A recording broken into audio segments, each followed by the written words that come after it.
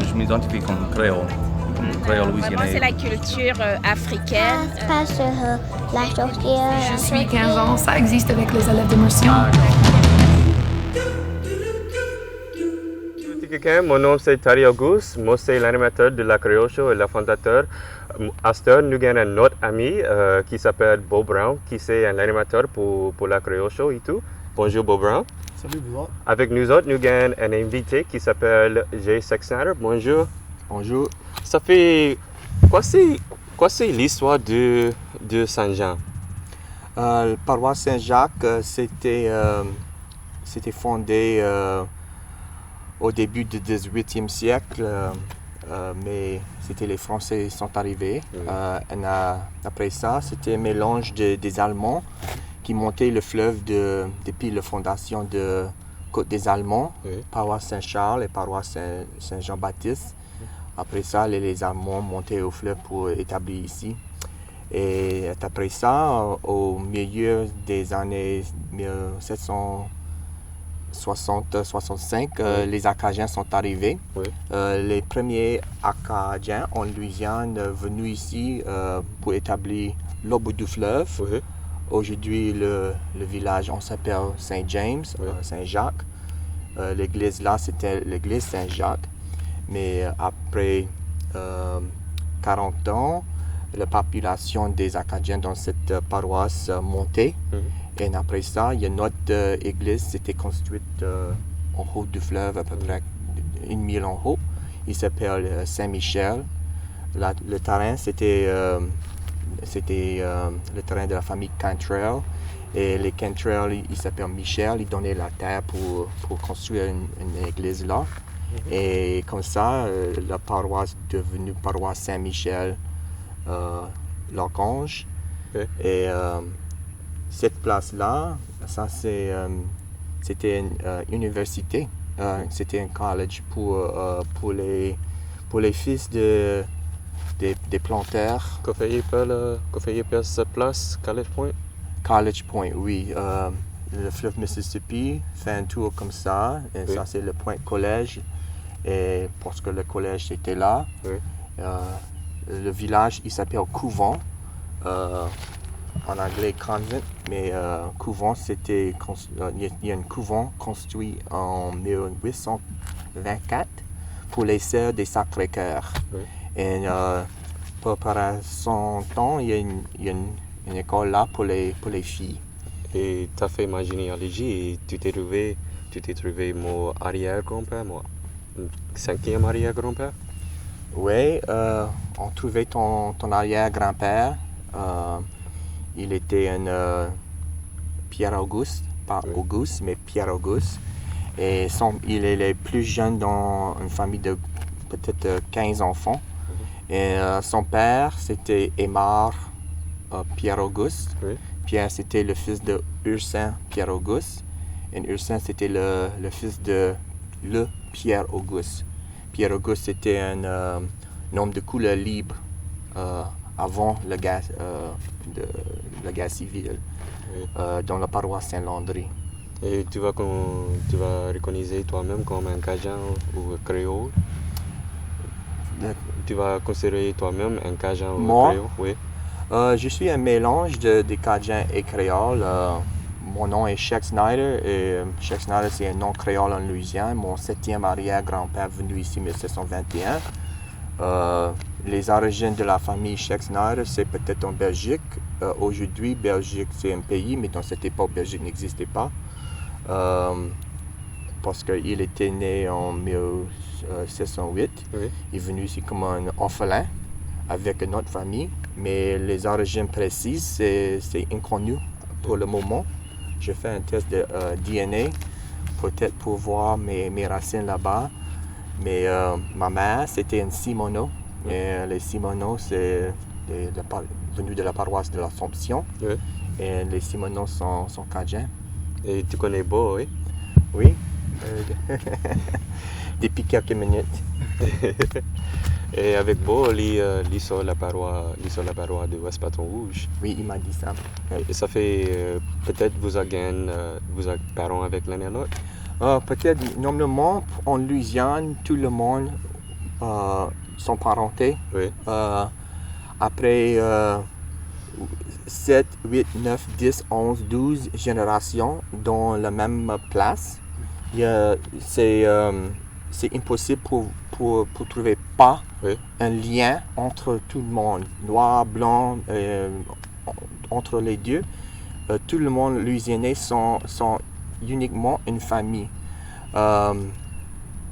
Parce que nos ancêtres venus ici 300 années passées, mais restaient dans la même place pour tout le temps.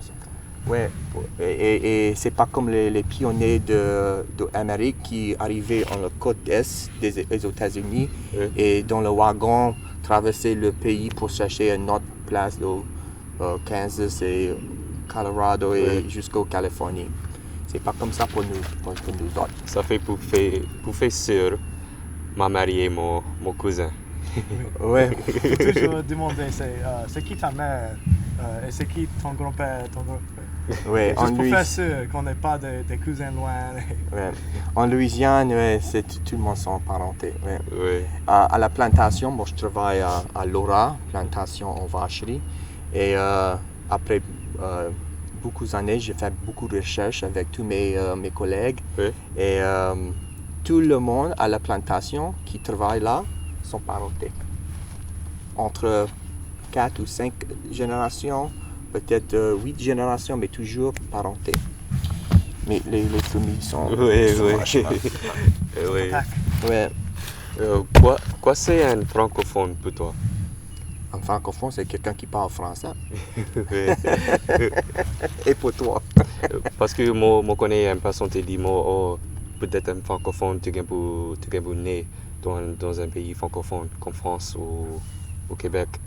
Oh oui, mais quelqu'un né en Québec ou France va grandir en français, normalement. Mais pour Louisiane, c'est un peu le langage. Aujourd'hui, c'est pas français. J'ai trouvé la moitié parce que ici en Louisiane, tu gagnes les personnes qui cachent le français, tu gagnes les personnes qui juste pas parler français et tu gagnes les personnes qui connaissent et pas français et il veut juste des fois. Oui, c'est les vieux. La génération de mes grands-parents, c'était la dernière génération née avec la langue maternelle française. Mais je connais pas parce que pour moi, ma langue maternelle c'est français. Mais je parle français plus créolisé parce que j'ai grandi en l'idée. Oui, c'était comme ça pour moi aussi parce que quand j'étais un petit garçon, mes parents travaillaient et moi je restais avec ma grand-mère. Et dans cette époque, mon arrière-grand-mère était là. Chez eux, mais mon arrière-grand-mère était née en 1894 et elle ne comprend pas bien anglais et chez eux c'était en français et comme ça, en l'entour de la famille, j'ai appris français comme ça et en école aussi, mes parents parlent en anglais parce que mes parents ne comprennent pas français. C'était la génération perdue qui n'apprit pas français. Et pour toi, Beau, comment tu as appris la langue française? Moi, je suis allé à l'Université Sainte-Anne avec ma famille. Et puis, je suis revenu avec une bourse du Codophile. Et puis, je suis revenu encore avec une bourse du CFMA. Qu'est-ce que c'est ça? L'Association de musique cajun et français en Louisiane. Il m'avait donné une bourse pour aller à l'Université Sainte-Anne une troisième fois. Et c'est là où j'ai appris mon français. Tu joues le violon? Oui. Ici, quand j'étais là, j'ai joué du violon. Je joue du violon depuis que j'avais 5 ans. Puis, quand j'étais à l'Université Sainte-Anne, j'ai joué la musique cajun pour les Acadiens. Vous avez chanté? Oui, on a chanté. Moi, j'ai une chanson pour toi. Les balles de la prison. Oui, j'adore la chanson. C'est une de mes chansons préférées. Et pour toi, avec Laura Plantation, tu vois un tas de francophones qui sortent la France et qui sortent Québec. Et moi, connais, vous n'avez pas servi c'est vie créole parce qu'il ne va pas connaître, il ne va pas comprendre. Ouais. Comment vous avez une place d'immersion pour y À la plantation, on a à peu près 15 000 francophones qui visitent la plantation chaque année. Et dans 25 années passées, c'est quand la plantation commençait, c'était une mission pour faire le business des francophones et pour faire les visites en français, pour sauvegarder notre héritage créole quand même. Et avec tous les guides comme le guide routard et le petit futé, ça c'est des livres, des informations pour les voyageurs francophones qui visitent aux États-Unis et tous les coins du monde. Et c'est noté dans les livres comme ça. Il y a une seulement plantation et où tu peux faire une visite en français tous les jours de la semaine, 3 fois par jour. Et pour cette raison, les Français, les Québécois, les Suisses, les Belges, tout ça, les Africains venus à la plantation pour faire une visite historique pour un site comme ça et pour apprendre l'histoire de la plantation. Et vous êtes la seule plantation qui parle français? Non, parce qu'il y a des autres plantations à Astère qui font la visite en français avec un appointment. Mais à Laura, c'est toujours 3 fois par jour. C'est l'unique plantation comme ça. Et aussi, il y a des groupes qui passent aussi. On fait des réservations pour des groupes spécifiques des écoles. J'ai des écoles de tout coin de France, de Québec et tout ça. Et avec la troisième phase, il va grouiller plus. Oui. Avec le COVID, c'est nécessaire pour fermer la plantation pour 4 mois, mars jusqu'à juillet. Et en juillet, on rouvre la plantation, mais avec des limites de 9 personnes pour chaque tour. À Astère, avec phase 3, on peut faire 16 personnes dans le groupe. Mais les voyageurs ne sont pas là. La phase, c'est la phase, mais pour le moment, il n'y a pas de visiteurs, pas de clients. Les frontières sont toujours fermées entre Canada et aussi pour les autres pays aussi, c'est fermé. C'est pas possible pour les clients venus à la plantation. Et aussi les plus âgés. Les seniors, normalement, beaucoup de seniors qui voyageaient avec les VR et tout ça pour visiter les États-Unis.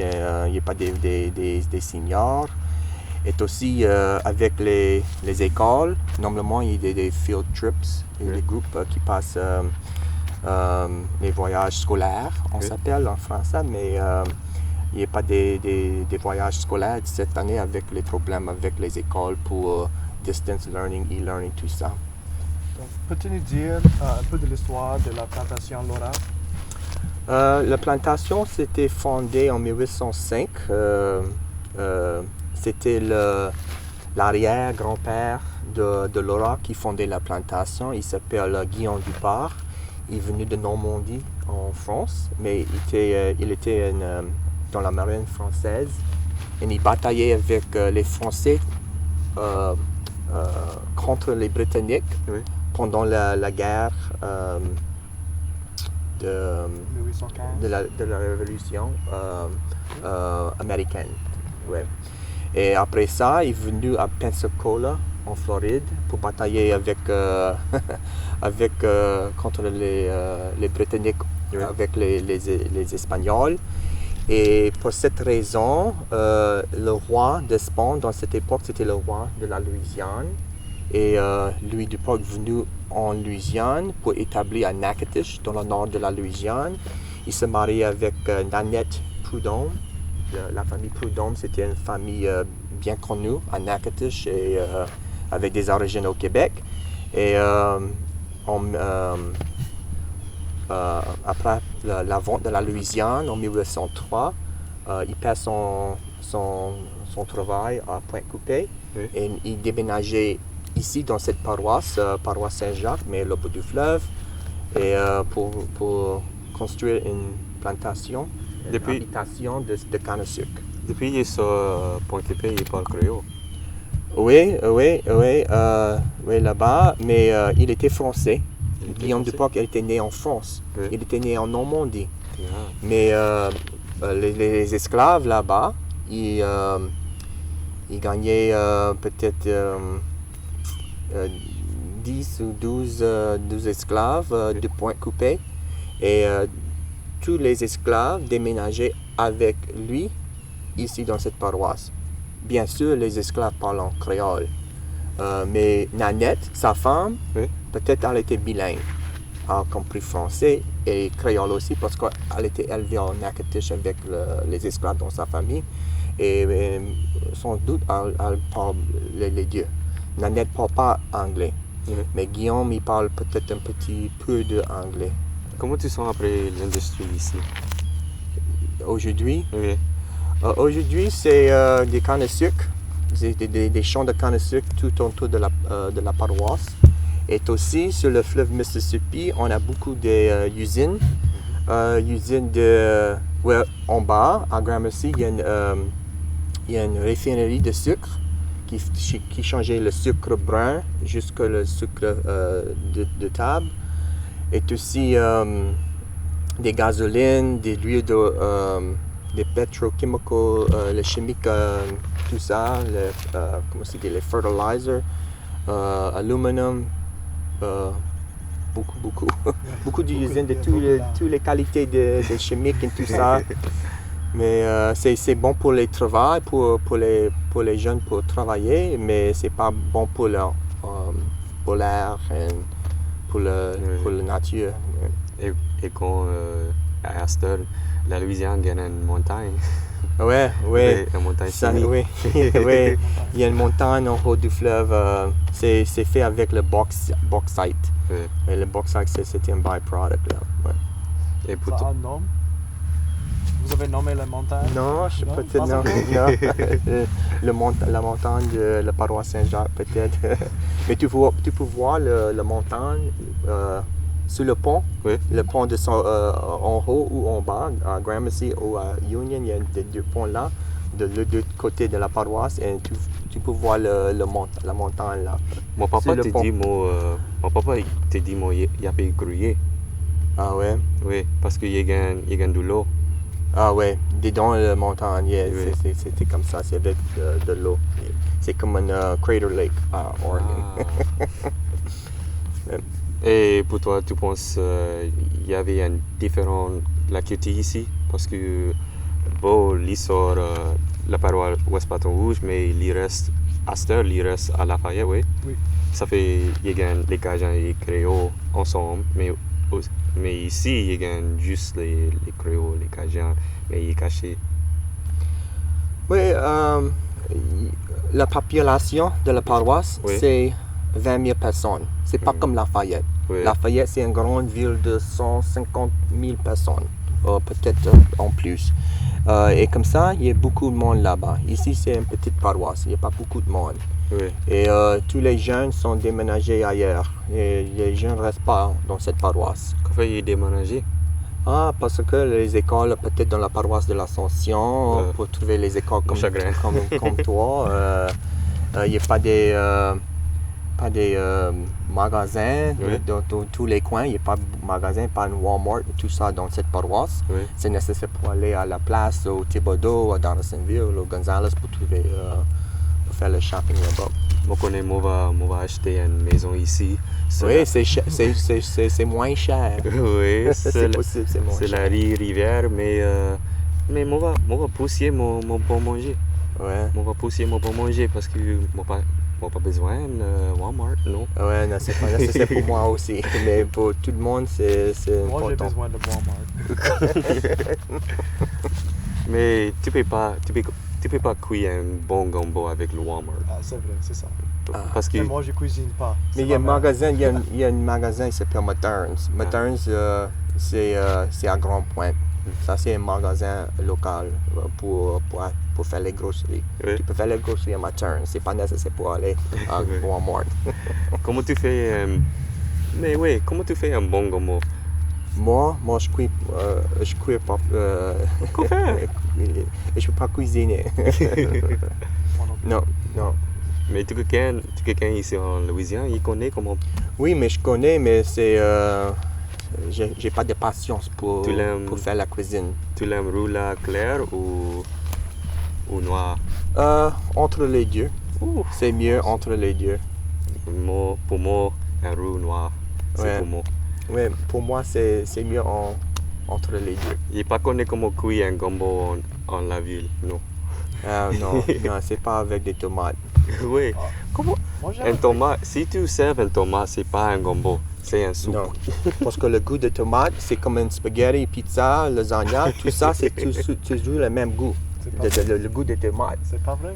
Et dans un gombo, le goût de tomate, c'est pas bon pour moi. Moi, c'est parce que les Italiens, Ouais, peut-être, je connais pas. Mais Moi, à je suis Raceland, Moi, je suis italien et on met les tomates dans le gombo et oui, tu es élevé comme ça. Mais à Raceland aussi, à Raceland, c'est la capitale des sauces piquantes. Et là-bas, tout le monde à Raceland, ça c'est beaucoup des truck farmers. Yeah. Il y a une petite famille qui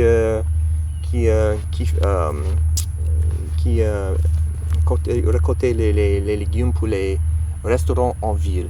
Oui. Et comme ça, il y a beaucoup de tomates. Il y Oui. avait beaucoup de tomates. Il fait, OK, on va faire avec les tomates comme ça, mettre ça dans le gombo. Mais pour une sauce piquante, c'est normal. Mais pour un gombo, pour moi, c'est pas le goût pour moi. et Pour Moi, chacun, on pour goûte- chacun goût, ouais. on goûte pas le tomate. C'est dans le gombo, mais on le goûte pas. Ouais. Il y a quelqu'un dans le site qui met un œuf dans le gombo aussi. Et une salade des patates aussi. oui, les patates. À Vacherie, tout le monde place une cuillère de patates, salade patate dans le gombo aussi. Avec Pas la, au côté, mais dans le même bowl. avec la patate mori, tout le temps est comme un pomme de terre. Parce que c'est le couvert. Une pomme de terre pour patate, ouais. Oui, Et en France, c'est comme ça. Mais en Louisiane, on dit patate. mais le pomme de terre, c'est couvert, juste patate. Ouais. Moi, moi, fait un tas des invités, un tas des déguetteurs scolaires avec ça, mais moi, ici en Louisiane, ça fait qu'il ne peut pas toucher moi.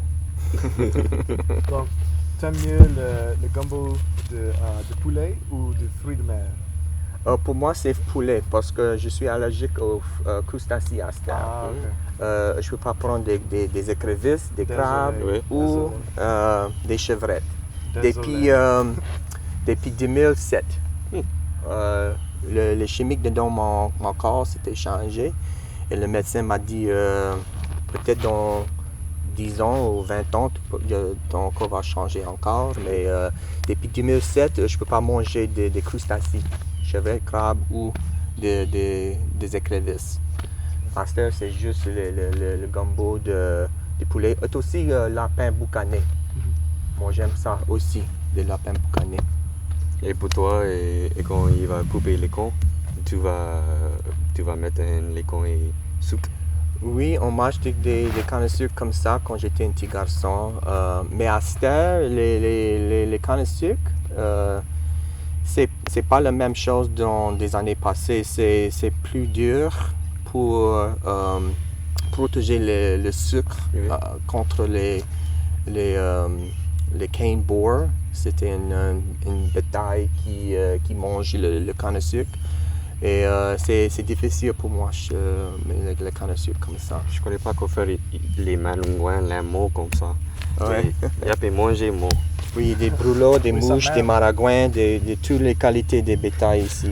Morgan, ils sont bons. Mais avant nous courir, tu gagnes les barreaux pour nous. Non, mais bon courage avec ton Creole Show. C'était un plaisir pour voir les jeunes personnes en Louisiane qui sauvegardaient notre héritage et préservaient la langue française et tout ça.